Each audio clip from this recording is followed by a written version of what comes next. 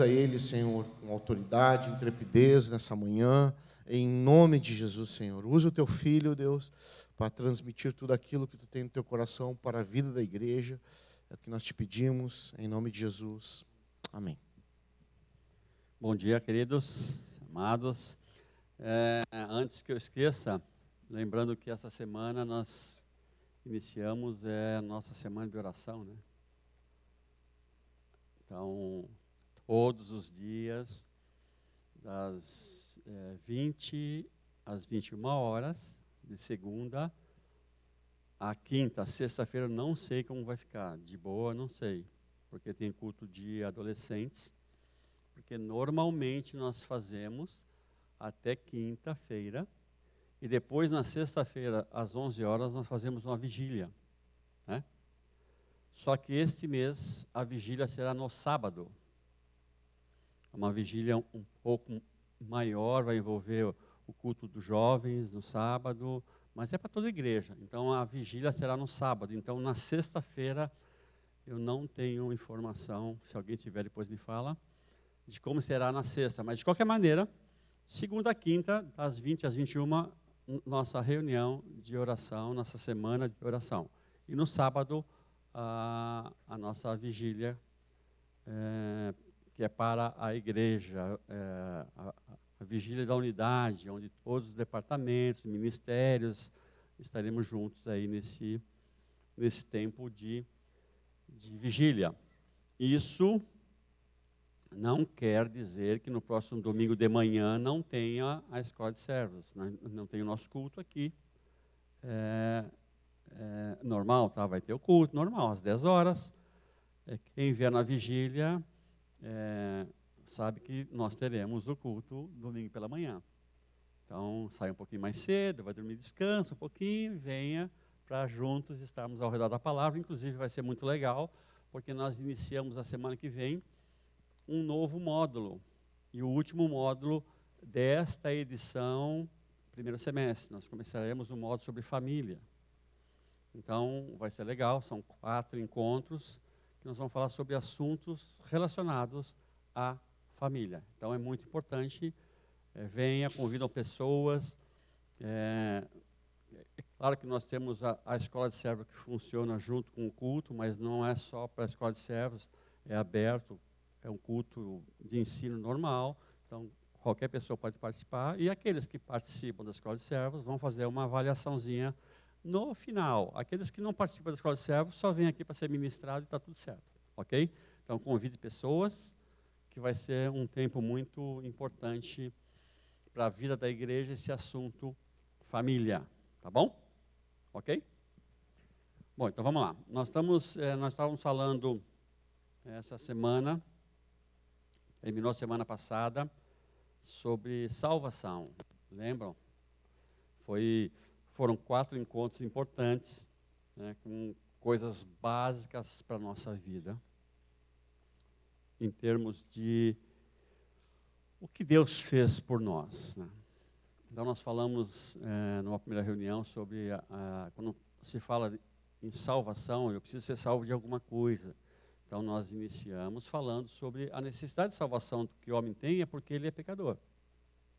Ele foi concebido assim, ele pecou logo de início, passou essa natureza pecaminosa a todo homem, e o homem, a partir de então, passa a ter necessidade de um interventor, alguém que o salve. Então, nós falamos na primeira reunião, foi sobre esse assunto, sobre o pecado do homem. O pecado que inicia lá no Éden e se alastra por toda a raça humana. Então, hoje eu sou pecador, tu é pecador. Por quê? Porque nós herdamos a natureza caída de Adão e Eva. Adão e Eva só geraram filhos depois do pecado, então os filhos que eles geraram, aí sim passou a ser filhos pecadores.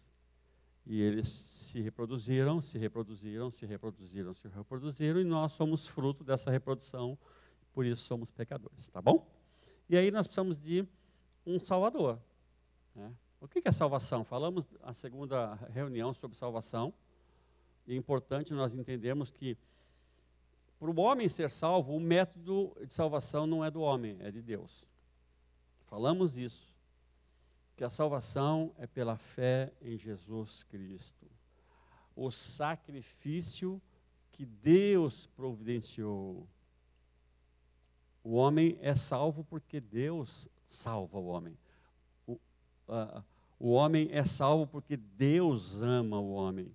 O homem é salvo porque Deus mandou o seu filho para morrer no seu lugar. Porque o nosso destino é a perdição. Então, qual é o método para ser salvo? É fé em Cristo Jesus. Nós vimos isso em bastante detalhe. Depois nós vimos uma questão muito importante, onde temos que ressaltar que a lei ela é boa. A lei é importante para a vida do homem. No entanto, ela não salva.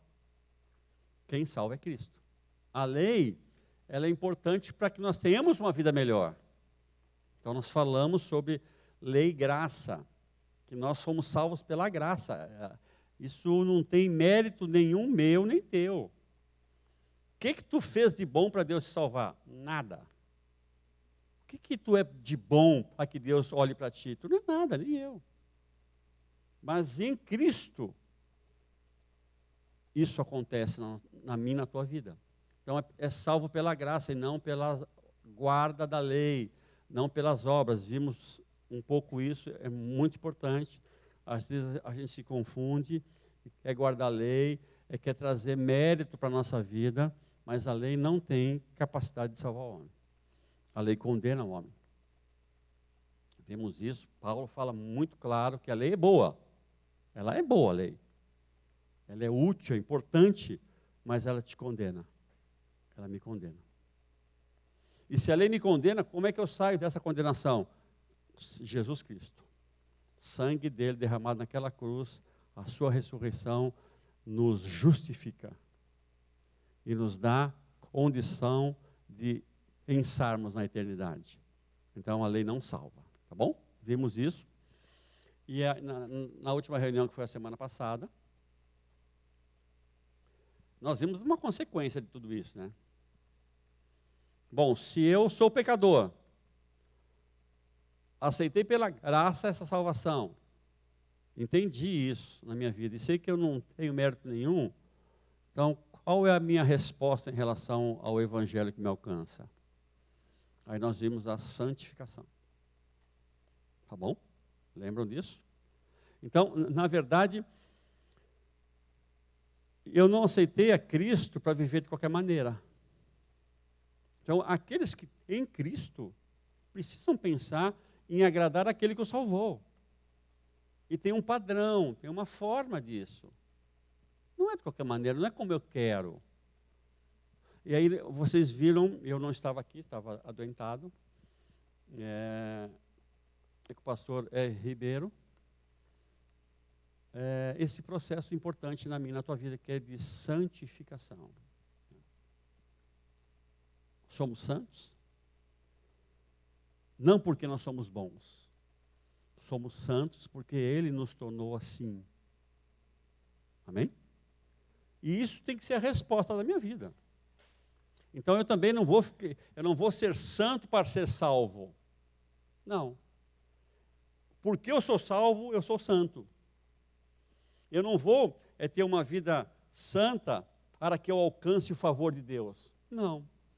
Porque eu alcancei o favor de Deus, a resposta a esse favor que eu alcancei, de graça, é a minha vida santa.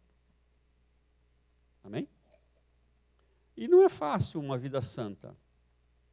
Porque a nossa tendência não é ser santo. Ela não é. A nossa tendência é ser outra coisa. Mas Deus é tão bom, tão gracioso, que Ele deu o Espírito Santo, que habita em ti e que habita em mim, que habita em nós. Amém? E esse Espírito nos dá condições de nós atentarmos à nossa vida de santidade. Olha que coisa legal. Nós não somos nada. Até para a gente ser alguma coisa para Deus, Deus providencia o seu Espírito. E a gente acha que é alguma coisa ainda, né? Então, o processo de santificação é muito importante. Não é uma vida desregrada, né? Não é uma vida de qualquer maneira, uma graça barata. Bom, já que eu fui salvo pela graça mesmo, Deus perdoa tudo. Já ouviram isso, né? Mas quantas vezes a gente já não pensou isso daí? Bom, já que Deus perdoa, vou nessa, sim, vou fazer isso porque Deus perdoa mesmo. Não, ninguém nem pensou isso, né? Só eu. Mas é uma tendência nossa. Não é barato. Não é uma graça barata. É algo de responsabilidade. Que nós temos que sempre pensar nisso. E a resposta, né? Resposta de gratidão a Deus. Por que tu deixa de fazer tal e tal coisa que tu gostaria? Mas eu deixo de fazer porque eu quero agradar aquele que me salvou. Simples assim. Tá bom? Claro que nós teríamos muitos assuntos para falar sobre esse tema salvação, mas não dá para falar tudo, né? E a gente já colocou nas redes, na plataforma de ensino, para quem participa da Escola de Servos, a prova, né, a avaliação, barbadona, facinho. Tudo teste, é só clicar lá e enviar, já está lá. Várias pessoas já responderam, tem o prazo até hoje, às 23 horas e 59 minutos, para terminar essa provinha. É fácil, é muito barbadinha. Mas nós queremos hoje só falar de mais um assunto que a gente achou conveniente falar. E eu queria convidar vocês a abrir a Bíblia em Marcos, capítulo 1.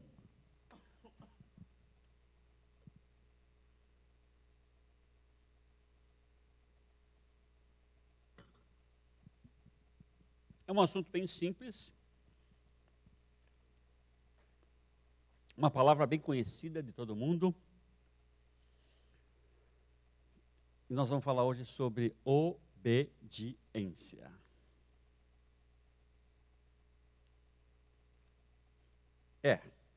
É simples essa palavra, todos nós conhecemos, né? Mas difícil execução, né? Mas vamos falar sobre obediência, tá? Então vamos lá, vamos ler Marcos capítulo 1, eu vou ler do 14 ao 20. Diz assim: depois que João foi preso, Jesus foi para a Galileia, pregando o evangelho de Deus. E dizendo: completou-se o tempo, e o reino de Deus está próximo. Arrependei-vos e crede no evangelho. Andando junto ao mar da Galileia, viu Simão e André, seu irmão. Eles estavam lançando as redes no mar, pois eram pescadores.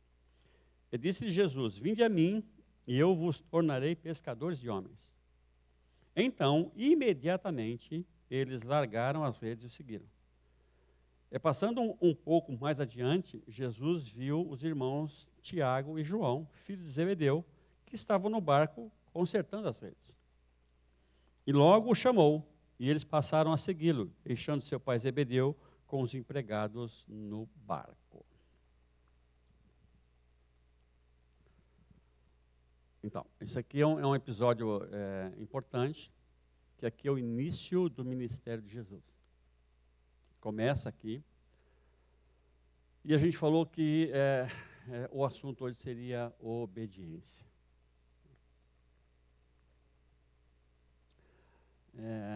O que é obediência?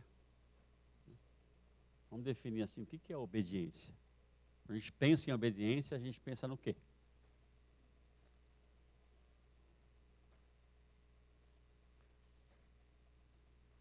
O que é obediência, né? A respeitar alguém. Se a gente for olhar no dicionário, é uma palavra muito simples para nós, né? Que é obediência. A gente às vezes fala obedece, mas não conceitua, né? Então a gente quer que as crianças obedeçam. O que nós queremos quando nós falamos para a criança que ela tem que obedecer? O que nós estamos transmitindo para uma criança? Nós queremos que ela faça o quê? Que ela se submeta à nossa vontade. Sim ou não?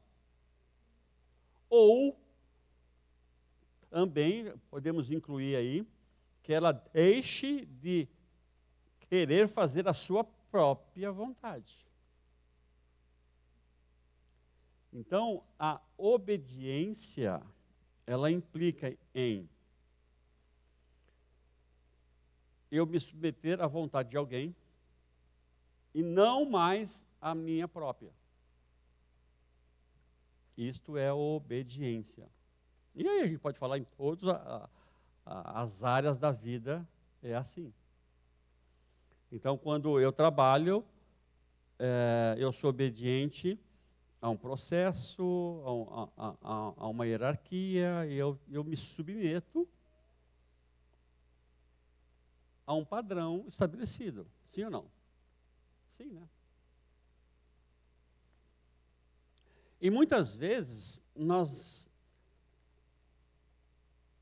não conhecemos muito bem o padrão, mas nós temos que nos submeter. Quando nós chegamos, por exemplo, numa empresa e nós vamos iniciar um trabalho, nem sempre eu tenho conhecimento total do que é aquela empresa. É ou não é? Nós vamos trabalhando, eu chego num lugar, eu não sei muito bem qual é a regra, mas uma coisa eu sei, eu tenho que me submeter aonde eu estou. E muitas vezes a gente não tem um conhecimento total, mas tem que se submeter. E é um episódio que acontece aqui, importante na vida desses homens aqui de Jesus. Jesus, quando ele começa o seu ministério, ele começa falando de arrependei-vos, porque é chegado o reino de Deus. Então, o que Jesus está preconizando? O que ele está pregando? O que ele está falando? Que chegou o domínio de Deus sobre os homens. Vos é chegado o reino de Deus. Portanto, se arrependam e se submetam. É o que Jesus está falando. Então, para nós que somos cristãos, falar de evangelho, falar de salvação, sem falar de obediência, é uma debilidade, falta alguma coisa. Não existe evangelho sem obediência. Eu não posso me dizer cristão de ter obedecido, de ter recebido esse evangelho sem que eu me submeta à vontade daquele que me salvou. É um desdobramento da santificação. Mas é importante nós pensarmos nisso, obediência, porque hoje em dia o que a gente mais quer é desobedecer. Essa é a verdade. Se nós pegarmos lá, quando nós começamos a falar lá em Gênesis, parece que faz parte da natureza do homem a desobediência. O que Deus disse para Adão? Olha, desta árvore não pode comer. Coma de todas, menos dessa. Parece que aquilo lá instigou. E ele foi e comeu daquela que não podia. Então parece que faz parte da nossa natureza a desobediência. Nós queremos sempre fazer a nossa própria vontade. E não tem evangelho sem obediência. E às vezes, queridos, nós temos que obedecer sem entender. Tá, você é meio louco, né? É assim. É assim que funciona. Se nós pensarmos aqui, nós entendemos completamente a vontade de Deus para a nossa vida? Nós sabemos tudo que Deus quer que a gente faça? A gente entende perfeitamente tudo que Deus quer? Sim ou não? Não, por isso que nós estamos aqui, a gente quer aprender, a gente quer crescer nesse conhecimento. Mas independente do meu conhecimento, eu não posso tirar da minha vida obediência a Deus. E às vezes, sim, é uma obediência cega. E daí? Qual o problema? Mas nós temos que obedecer. Esse foi um episódio aqui, quando Jesus chama 4 homens. Jesus chega para ver Simão e André lançando rede no mar, e Jesus diz o que para eles, no versículo 17? Vinde após mim e eu vos tornarei pescadores de homens. Bom, os caras são pescador. Aparece um homem, do nada, e diz assim, olha, me sigam, eu vos farei pescadores de homens. O que é que eles entenderam? Vamos pensar? Vamos tentar entrar na mente deles? O que esses 2 homens entenderam?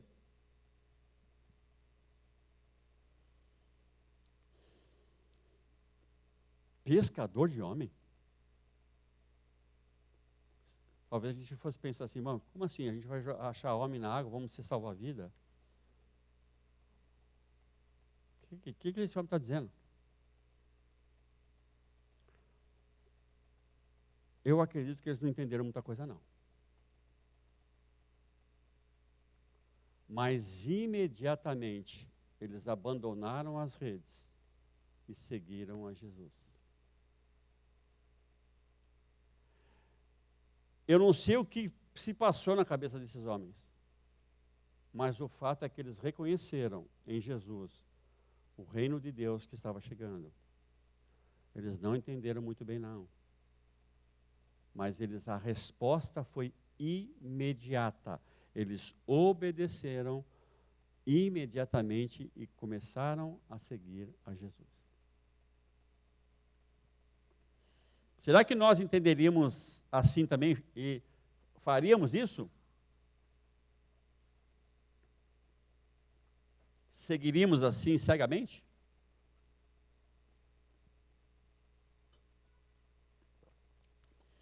E o pior é que para nós é mais claro as coisas, né?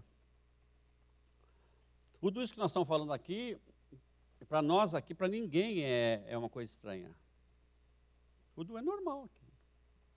Mas esses homens responderam imediatamente. Depois, mais 2 homens, Tiago e João, filhos de Zebedeu, fizeram a mesma coisa. E Tiago e João, filhos de Zebedeu, diz que eles deixaram o pai e os empregados no barco. Então, eles tinham um barcão, era grande o barco, não era pequeno. Eles eram pescadores prósperos. Eles tinham uma vida próspera. E imediatamente eles fizeram a mesma coisa, eles obedeceram e seguiram a Jesus. Sabe, amados, como nós temos dificuldade de obedecer. Como nós temos dificuldade.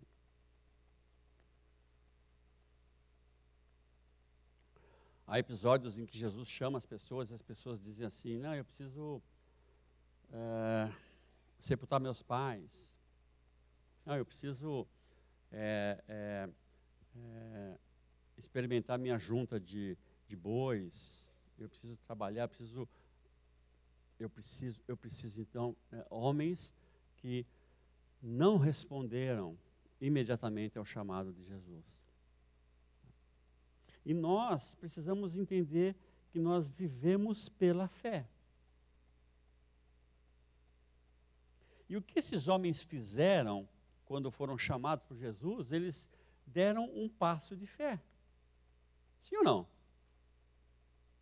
Eles não sabiam quem eram, mas creram que algo ia acontecer. Não entenderam muito bem a questão de ser pescador de homem, mas eles creram que havia algo diferente acontecendo naquele momento. Então, muitas vezes, o ambiente que gera fé, a nossa vida é um ambiente de obediência. Às vezes nós não compreendemos, mas nós exercitamos a nossa fé nesse ambiente que parece contrário.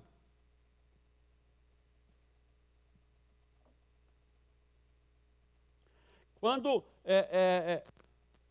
Jesus já está com os seus discípulos e em aquele episódio da tempestade no mar, lembram desse episódio? Lá está em Marcos também, tem várias, em todos os evangelhos tem. De Marcos, que Jesus acalma a tempestade. Vejam, esses homens já estavam com Jesus. E eles falam assim: quem é este homem que até os ventos lhe obedecem? Eles estavam com Jesus, mas não haviam compreendido tudo. Mas eles estavam no ambiente que estava gerando fé no coração daqueles homens. Eles estavam observando o que Jesus fazia e, na contrariedade, eles estavam sendo exercitados na sua fé. Quando Jesus faz a multiplicação dos pães, a primeira multiplicação, lá em Marcos 4, 6, não vamos ler, só, é um episódio conhecido, então eu vou citar só.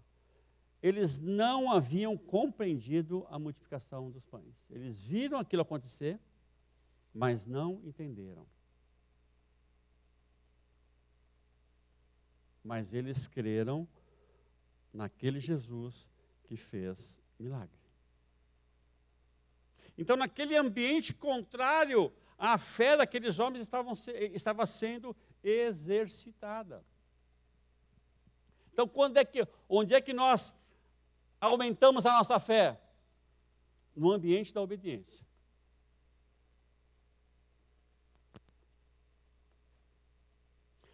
Quando Jesus ressuscita, as mulheres foram lá no sepulcro e elas não acreditaram que haveria ressurreição. Lembra do episódio? Os apóstolos também não acreditaram. Eles estavam com Jesus, mas não tinham a plenitude do conhecimento.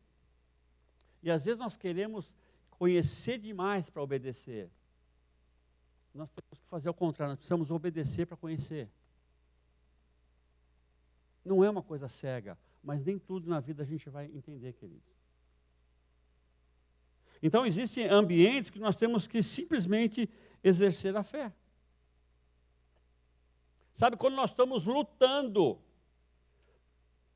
conosco mesmo, nos confrontando com o nosso eu, as nossas vontades estão aflorando. É nesse ambiente de luta que eu obedeço. E esse ambiente de luta em que eu obedeço, a minha fé vai sendo exercitada. Eu vou crendo no poder daquele que pode me dar força para que eu não ceda às vontades da minha carne. É a fé que se desenvolve no ambiente da obediência. Quantas vezes nós passamos por dificuldades na vida? Quantas vezes? Todos nós, né? E nós somos sempre exortados a termos fé. Tenha fé. Já ouvimos falar isso, né? Mas estou passando uma luta, está difícil, mas tenha fé, tenha fé, tenha fé. E é isso mesmo. Nesse ambiente em que eu estou lutando com dificuldades, é o lugar ideal para que eu olhe para aquele que pode. E se eu olho para aquele que pode, eu exercito a minha fé e vou obedecê-lo. Amém? Eu preciso obedecer.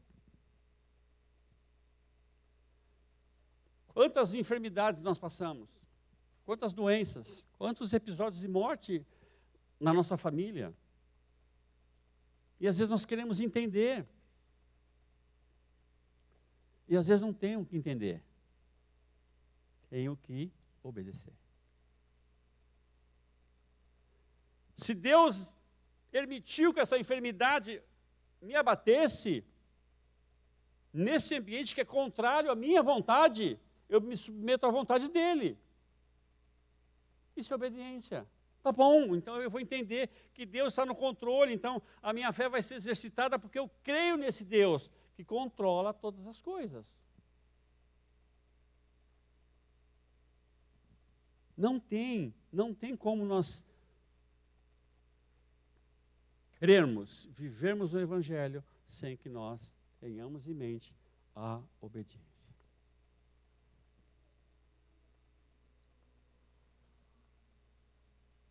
E aqui estou falando de coisas mais genéricas. Mas quantas vezes nós temos orientações da palavra de Deus e nós desobedecemos deliberadamente? Se a gente fosse enumerar aqui, tem um monte de coisa. Eu falei de família, né? Que nós vamos começar a semana que vem sobre família. Quantas vezes na nossa família nós temos orientações claras sobre relacionamento conjugal, sobre relacionamento familiar, sobre relacionamento de pai e filho, sobre relacionamento de empresa, relacionamento de patrão e empregado. Nós temos muitas orientações, mas nós, muitas vezes, preferimos não nos submetermos à vontade de Deus. E quando eu não me submeto à vontade de Deus, eu estou desobedecendo. E volto a dizer, não tem a ver com salvação. Quando Deus estabelece essas coisas para que eu obedeça, é porque Ele quer que eu tenha uma vida melhor. E vê uma coisa, vamos pensar lá no Velho Testamento, Deuteronômio capítulo 28, é um texto bastante conhecido, mas vamos dar uma olhadinha lá. Deuteronômio capítulo 28. Deus tinha tirado aquele povo do Egito. O povo estava peregrinando no deserto, erraram, ficaram 40 anos no deserto e Deus estabelece leis. E leis para que o homem tivesse uma vida boa para onde eles estavam indo. Essa era a ideia da lei. Não era para salvar o judeu. A salvação continua igual é agora.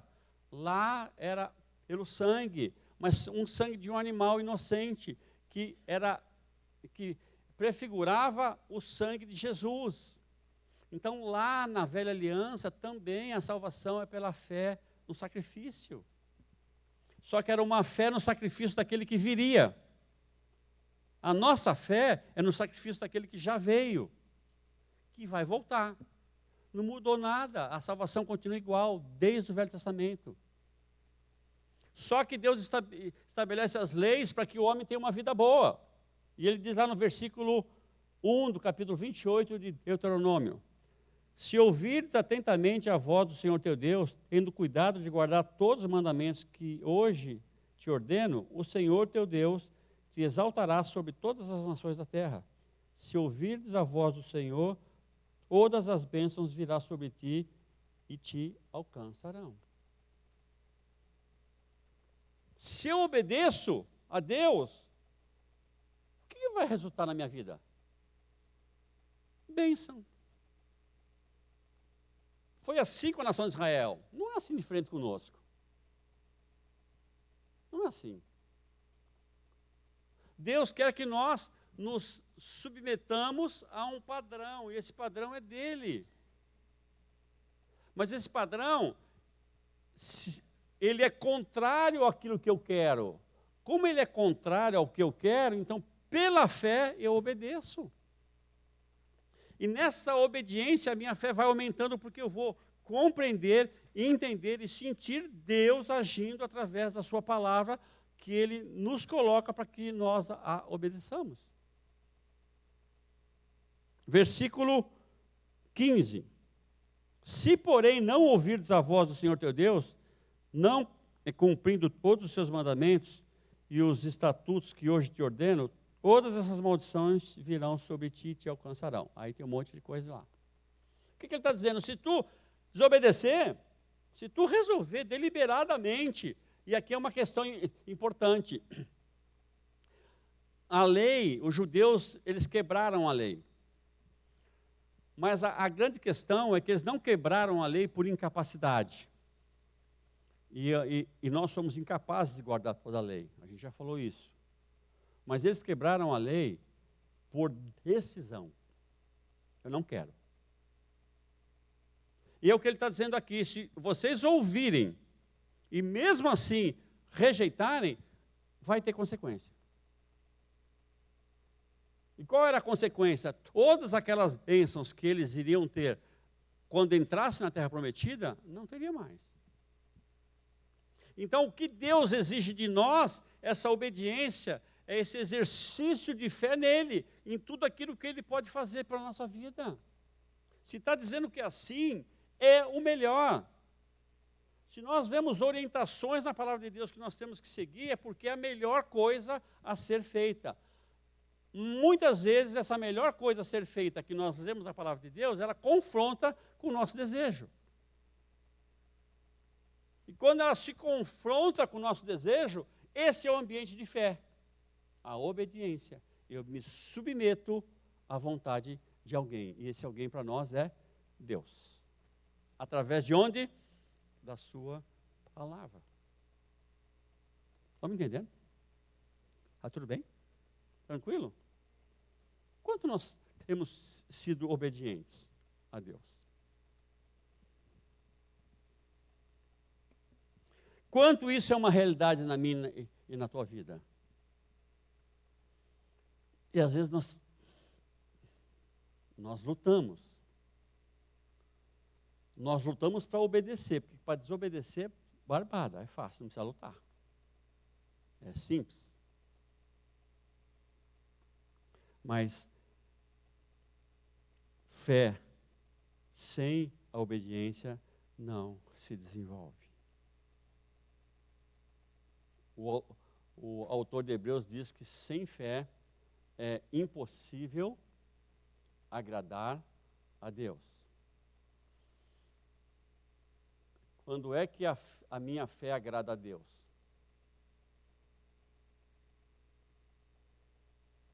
Quando essa fé corresponde à forma de que eu vivo.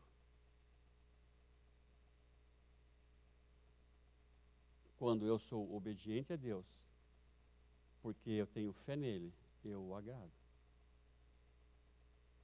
E fé é isso, é convicção e certeza. Convicção do que eu não vejo e certeza do que eu espero. Sem fé é impossível agradar a Deus. Nós precisamos pensar nisso. Nós precisamos pensar em obedecer. Obediência.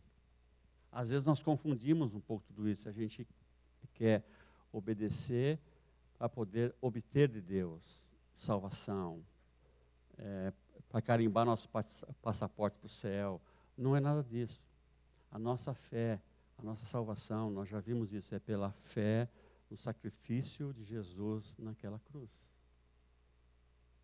Não só sua morte para nos perdoar, mas a sua ressurreição para nos dar eternidade. Isso é fé que salva. Mas a fé que salva sem obediência tem alguma coisa errada, é uma anomalia. Eu preciso pensar em obedecer. Amém? Tem um episódio no Velho Testamento que é bem interessante. A gente conhece a viúva que o marido morre, lembram da viúva? Ela morre, o marido morre e os credores, era um homem de Deus, mas ele morreu devendo.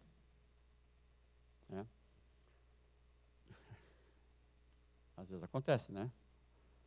O amado morre e deixa os carnezinhos, né? E foi o que aconteceu, deixou os carnezinhos. Os credores vieram. E é claro que era um costume na época, então não tem dinheiro, não tinha Serasa, entendeu? Não tinha SPC. Não tinha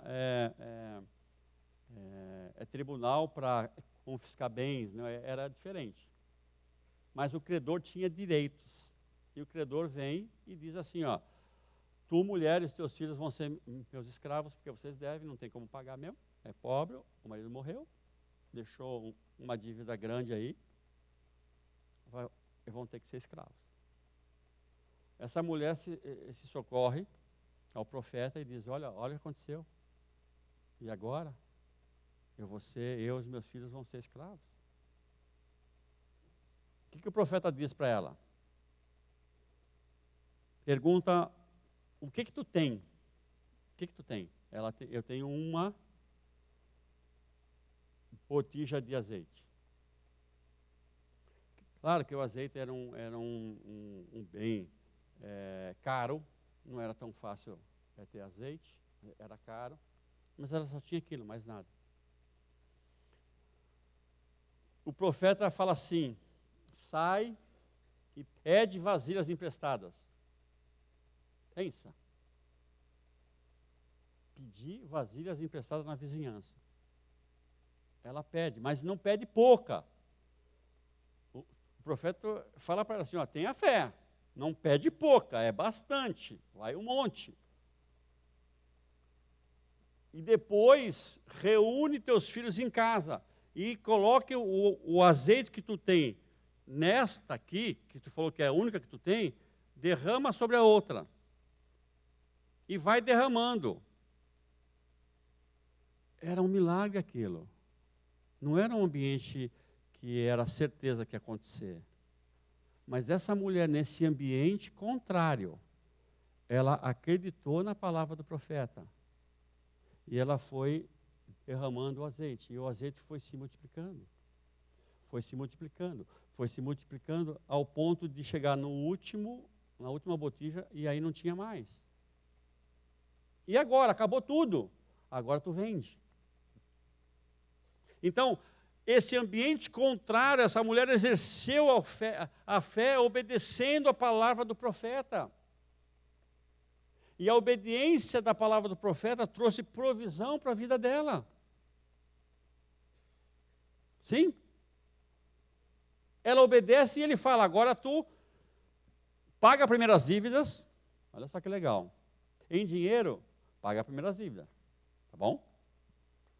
Ah, com os carnezinhos ruins. A gente às vezes compra carro e recebe. Agora não mais, né? A Bíblia, né?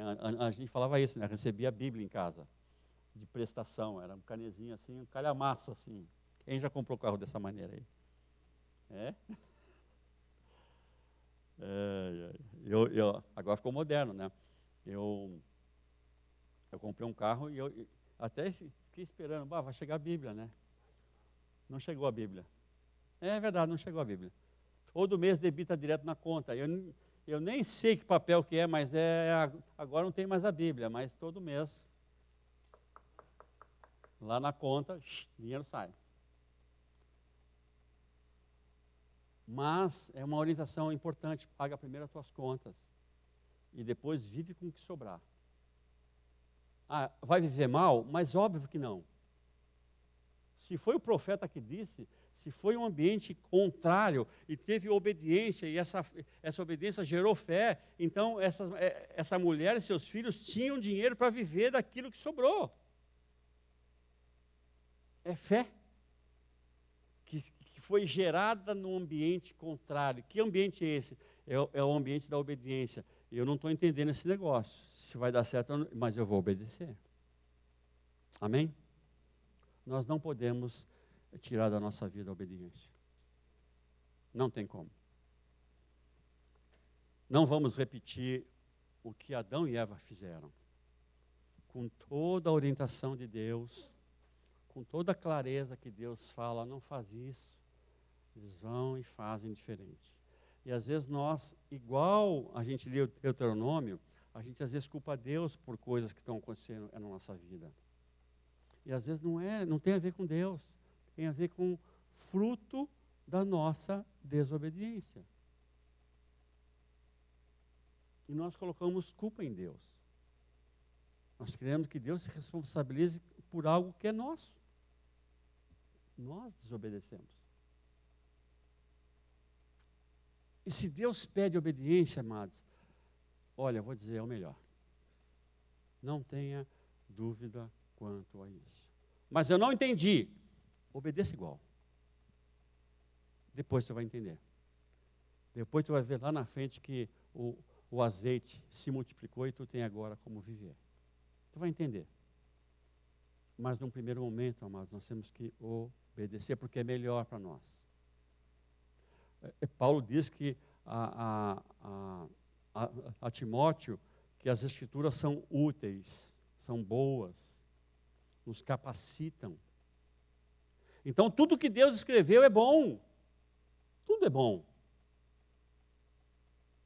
Como é que eu sei que é bom? Se eu experimentar aquilo que Deus escreveu. Como é que eu experimento o que Deus escreveu? Obedecendo. Eu obedeço, experimento a mão de Deus sobre a minha vida. Isso me gera fé. Gera fé que Deus está no controle e está fazendo o melhor para a minha vida. Mesmo que seja uma situação contrária, mas Deus está fazendo o melhor, eu creio nisso e vou continuar obedecendo, eu creio, isso é um ciclo, eu obedeço, creio, obedeço e creio, e assim que nós vamos aumentando a nossa fé, e aí nós podemos dizer, sem fé é impossível agradar a Deus? Sim, porque nós estamos agradando a Deus, porque estamos obedecendo a sua palavra. Amém? Temos obedecido a Deus? É uma reflexão que nós temos que ter nessa manhã. Como que está a tua vida em relação a Deus?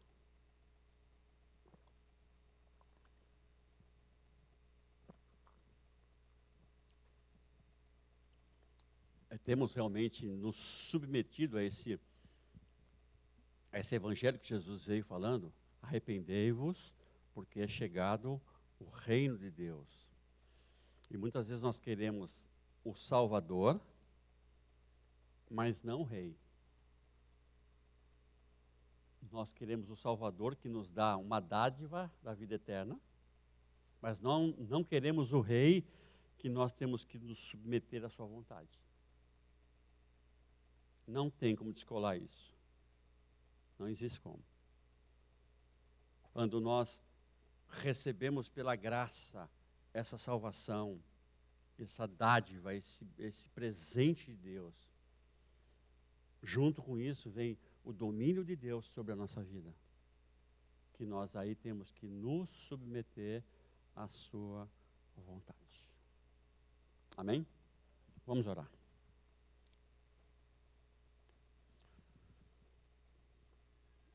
Obrigado, Pai, pela tua palavra. Obrigado, Pai, pelo teu Espírito que sempre nos conduz à tua verdade. Obrigado, Senhor, por verdades que tocam na nossa vida, que transformam, verdades que nos auxiliam, verdades que nos dão uma vida melhor. Muito obrigado, Senhor, pela tua palavra. E nós queremos nessa manhã, Senhor, declarar nossa total dependência a Ti, Senhor. Nós queremos sim nos submeter à Tua vontade, nós queremos sim ser obedientes à Tua vontade, Senhor. Tu sabes que muitas vezes nós relutamos, não agimos assim, fazemos a nossa vontade, brigamos contigo, desafiamos o Teu Espírito. Pai, mas nós queremos ser sensíveis, Senhor, à Tua voz. Queremos sim, Pai, fazer aquilo que a Tua palavra nos orienta, porque sempre é o melhor para a nossa vida, Senhor. Sempre é o melhor. Que a obediência seja uma marca na vida de cada um de nós aqui, Senhor, em nome de Jesus, seja nos nossos relacionamentos contigo, seja nas nossas reflexões conosco mesmo, seja nos nossos relacionamentos familiares, conjugais, profissionais. Nós te pedimos, Pai, que a obediência seja a marca da nossa vida, Senhor. Que possamos verdadeiramente sermos cristãos verdadeiros, porque nos submetemos ao senhorio de Cristo, Pai. É o que nós te pedimos, Pai. Oramos nessa manhã, guarda a nossa vida, tira toda acusação da nossa mente, aquilo que o diabo semeou na nossa vida, nos acusando de desobedientes, de rebeldes. Nós vamos contra agora toda acusação do diabo e te pedimos que o teu Espírito nos faça, Senhor, sensíveis e obedientes à tua voz, Senhor. Assim como aquele povo precisou ouvir e obedecer, que nós sejamos esse povo no tempo de hoje, que ouve e obedece a tua palavra, que ouve, que te obedece, que entende, que exercita essa fé, sabendo que tu és aquele que tem o melhor para a nossa vida, para os nossos relacionamentos. Pai, é o que nós te pedimos e oramos em nome de Jesus. Amém.